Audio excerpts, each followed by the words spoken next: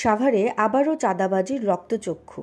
Birulia bridge food court মার্কেটে দোকান প্রতি ১ লাখ করে মোট ৬০ লাখ টাকার চাঁদা দাবি। চাঁদা না দিলে কি হয় জানেন? রেস্টুরেন্টের খাবার ফেলে দেওয়া হয়, দোকানের আসবাবপত্র গুড়িয়ে দেওয়া হয়, আর ভয় দেখিয়ে সব দোকান জোর করে বন্ধ করে দেওয়া হয়। এই ঘটনার পর পুরো এলাকা জুড়ে চরম উত্তেজনা। আর এমন পরিস্থিতিতে মার্কেট মালিকরা যোগাযোগ করেন যৌথ বাহিনীর সঙ্গে। পরে সাভার মডেল থানা পুলিশের সহযোগিতায় অভিযান চালানো হয়। ভোর রাতে গ্রেফতার করা হয় এক অভিযুক্ত বিল্লালকে। এই বিল্লাল কে? সে বিরুলিয়া ইউনিয়নের কাকাব এলাকার এনায়েতুল্লাহর ছেলে। বর্তমানে সে যুবদল করে বলে জানা গেছে।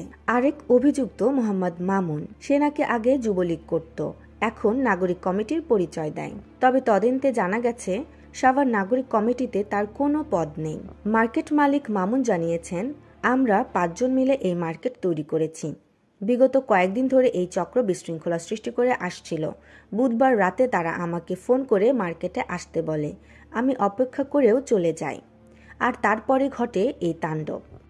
চোখের সামনে দোকান ভাঙচুর, ফেলে দেওয়া হয় খাবার, ভয়ভীতি দেখিয়ে গালিগালাজ, আর শেষে দোকান বন্ধ করে দেওয়া হয়। সেই রাতের কথা বলছিলেন এক রেস্টুরেন্ট মালিক। ২০-৩০ জন লোক হঠাৎ এসে চাঁদা চায়। চাঁদা না দিলে দোকান বন্ধ করার হুমকি দেয়।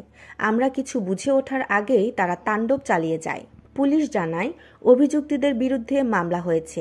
মামলা নম্বর ৭, তারিখ ৩ এপ্রিল ২০২৫।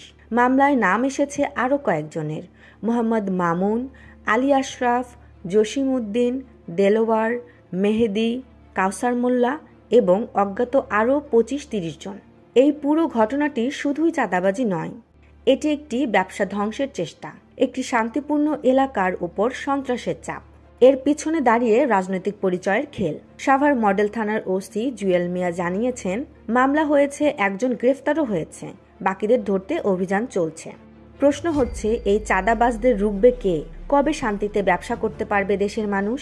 আপনি কি ভাবছেন? এই ঘটনার পেছনে রাজনীতি আছে, নাকি এটা শুধু অপরাধ চক্রের কাজ? কমেন্টে লিখে জানান আপনার মতামত। প্রিয় দর্শক, যা দেখা যায় তা সত্য নয়। সত্য থাকে দৃশ্যমান ঘটনার অন্তরালে, আর সত্য তুলে আনে শিল্প বাংলা।